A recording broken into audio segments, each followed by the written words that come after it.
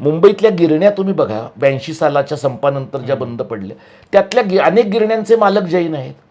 त्याच्यानंतर या सगळ्या मंडळींनी महाराष्ट्रातल्या मराठी आडनावाच्या राज्यकर्त्या वर्गाला वश करून, विकत घेऊन, कमिशन एजंट बनवून यांनी गिरण्यांच्या ज्या सगळ्या जागा होत्या त्या जागा 1/3 कामगारांना देऊ, 1/3 महानगरपालिकेला देऊ, 1/3 आमच्याकडे ठेवू, असं साळसूत तंत्र आधी अवलंबलं.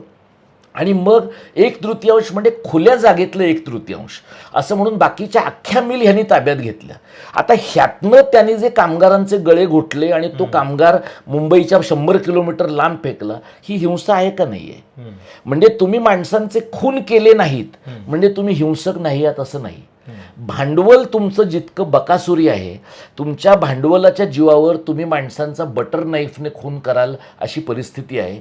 आणि ही ताकद जैनांकडे आहे. जैनांना का नाही लोकांचे खून करावे लागत? कारण जैन समूहाचा समूह उद्ध्वस्त करू शकतात, जैन वस्त्याच्या वस्त्या उद्ध्वस्त करू शकतात. साधं तुम्ही अदानीचं उदाहरण घ्या. अदानीला कोणाला मारावं लागतंय? कोणालाही मारावं लागत नाही.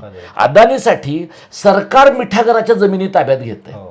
अदानीसाठी तिथे मुलुंडमधल्या मराठी लोकांचा आक्रोश असून सुद्धा सरकारला काही पडलेलं नाही. अदानीला काय करावं लागतं मला सांगा? लोढा मुंबई महानगरपालिकेच्या ऑफिसमध्ये बसतात. पहिला पालकमंत्री येतो महाराष्ट्रातला की जो महानगरपालिकेची जागा आपल्या बापाची असल्यासारखा वापरतो. ही हिंसा आहे की नाही आहे? हे जे जैनांचं आहे ना, हिंसा परमो धर्म असं म्हणून तोंडाला पट्ट्या लावल्या म्हणून तुम्ही अहिंसक होत नाही. आणि तुम्ही गांधींचं नाव आदनमधनं घेतलं म्हणून तुम्ही अहिंसक होत नाही.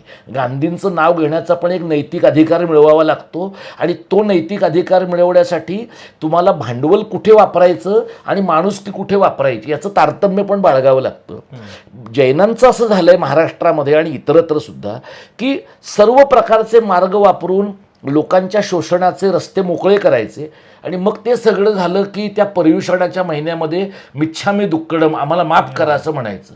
म्हणजे तुम्ही लोकांचे गळे घोटाल, लोकांचे संसार उद्ध्वस्त कराल, लोकांना विस्थापित कराल, लोकांचे आयुष्य बर्बाद कराल तुम्ही. आणि सगळं झाल्यानंतर तुम्ही निलाजरेपणानं असं म्हणाल की आम्हाला माफ करा. मग तुमची ताकदच एवढी आहे की तुम्ही माफ करा नाही म्हटलं तरी लोक घाबरून तुम्हाला माफच करतायत. हे जे आहे ना, यांच्या शांततेच्या धर्माच्या व्याख्येबद्दलच फेरविचार केला पाहिजे.